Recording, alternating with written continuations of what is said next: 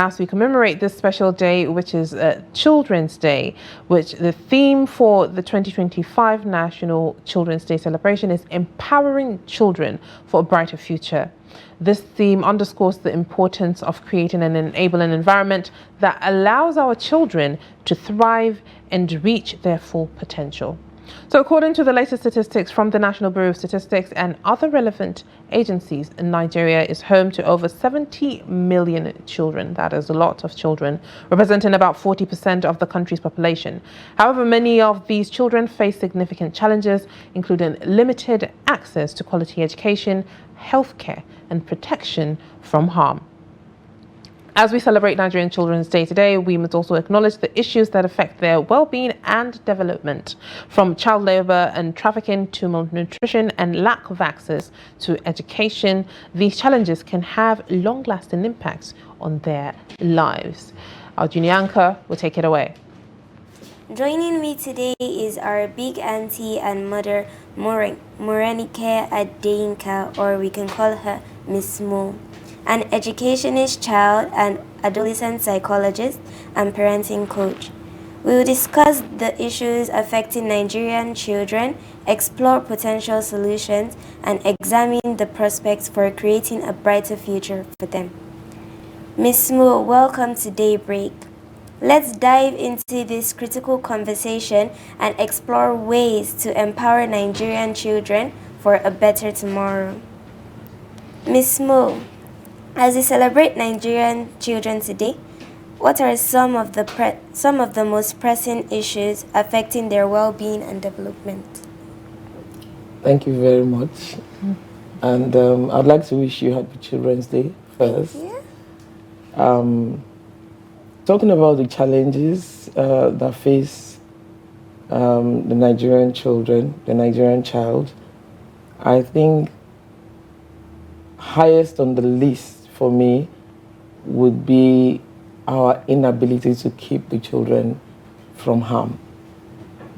In a lot of ways, children are exposed to too much, starting from the internet to the neighborhood, the lack of safety that the community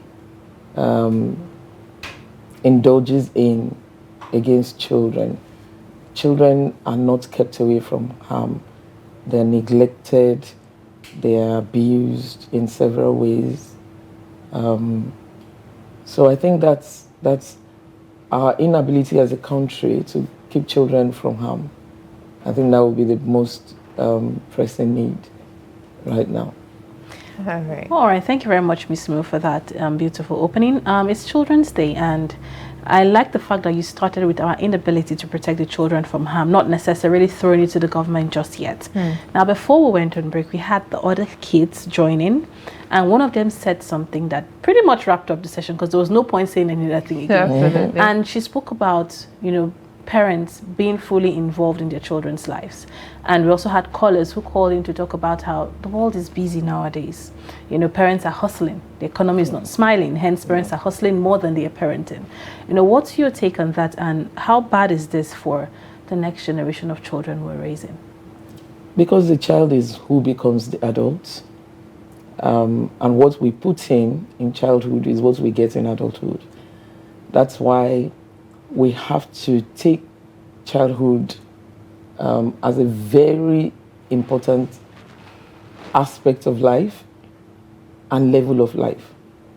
So yes, we're very busy. Yes, the world demands more of both parents in a home now. Unlike back in the day, moms could stay at home and take care of the kids. I don't like to think that they were not working, because yes, they were working, and dads went out. So somebody was with the child to ensure that the child was not neglected, the child was not abused, the child was not molested. The child did live the childhood that was preparing them for adulthood. So that's a very, very key aspect. For each and every one of us. Parents must be present. And when I say present, it doesn't mean or you have to be sitting by your child all of the time. There are things that you outsource, if you can outsource them. And then there are things that are very important because memories drive life. So when a child has happy memories of childhood, they not only become good parents themselves, they become better members of the society, and they become happy adults who are able to think in terms of protecting people, protecting children, providing access to many things that would make life bearable for everyone. So, yeah, I think I would agree with the young lady. Absolutely. And this would actually bring us to the issue of childhood trauma. You're a child and adolescent psychologist. How does it impact? How does childhood trauma impact when it comes to parenting? Because, as you said, a happy child is a happy adult. So how does that translate? Because usually you would see some parents trying not to emulate their bad experiences when they were children, and not for it to trickle down to their children. But then at the end of the day, it lets them leave other important aspects when it comes to parenting. Yes. What do you think about that? Childhood trauma chases you. It's just there. It's like the black dog of depression. It's just there, and that's it helps, it informs your decisions, it informs your actions.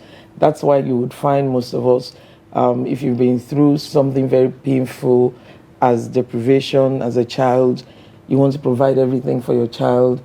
If you were molested as a child, you want to protect your child and not expose them to the world. You want to smother them, so that nobody touches them, nobody speaks to them, nobody, and that's the reason why we must protect children from childhood trauma. It drives your parenting. It drives your relationships with people. It drives your decisions, even as an adult.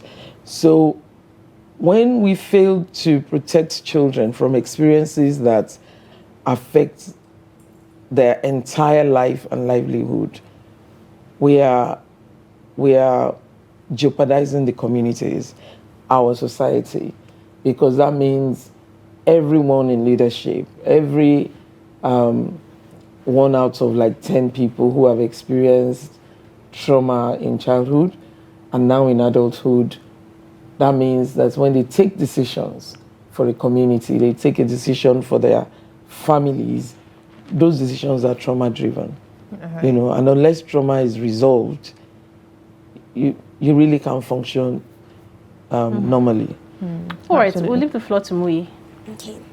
As an educationist and child psychologist, what advice will you give to the parents and caregivers on promoting healthy child development and supporting their emotional well-being? I would say do not ignore the children. A lot of the time when, as a community, we focus on the adults. We focus on, for instance, if we were developing a community, we would have hospitals, for instance. We may have a school, because I've lived in a part of Abuja, a very big part where there was no public school, but where children can run around, a park, where children can fall and rise, learn to climb, learn to take decisions that contribute to their well-being. We don't take those things seriously. So I would say we must not ignore the children. We must think in terms of the leaders of tomorrow.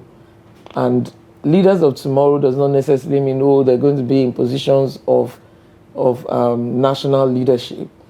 But leading tomorrow from your home, for instance, by being a mother, a father, a friend, a leader in your place of livelihood, your place of work. If we thought in terms of those things, we would know that we have to not ignore children. You have to see when a child is going to be in danger, whether physical danger or emotional danger, and we would work against those things that would mar the child.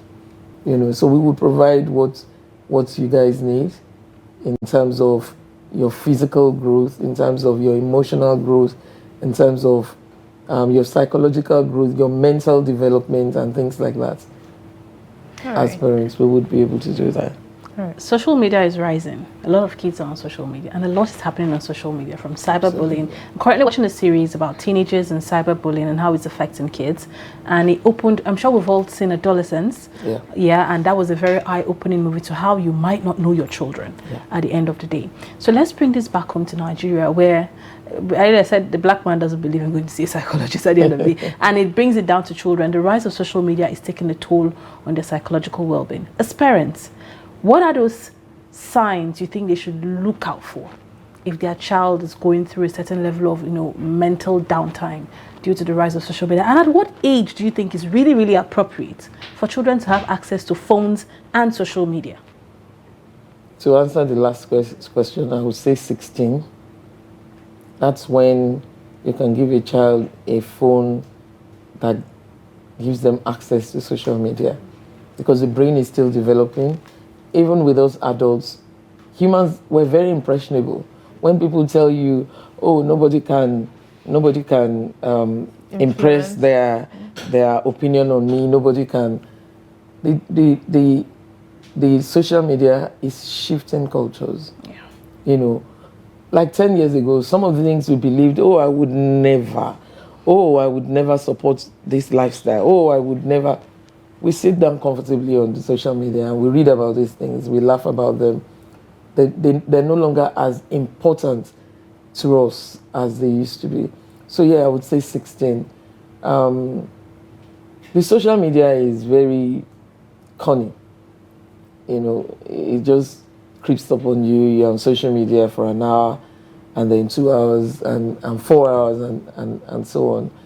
And so you become addicted, you want to be there, it becomes your reality. But that's not the reality.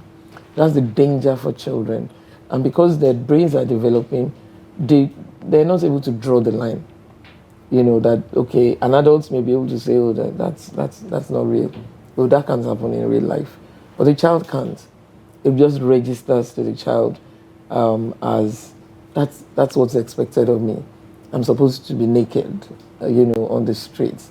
I'm supposed to be. Meanwhile, the person they've seen naked did that for likes, so they're not, that's not their everyday life. So the child is not able to decipher that. So I think parents should be more involved in what the children watch on social media. If you can't help it, if you have to give a phone to your child much earlier, make sure there's no access to the internet on it. And if, for whatever reason, the way that back in the day, if you wanted to watch TV, you sat down as a family, and you watched, so your dad knew what Sesame Street was about, It's the same way. If your child must watch something on social media, you have to be there. You have to explain the things that, the child might be confused about.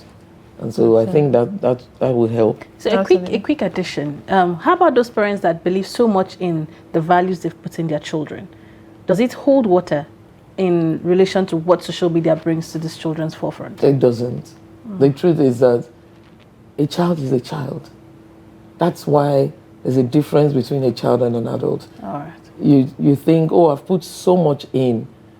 Before that so much can stand on its own, right? The child is an adult.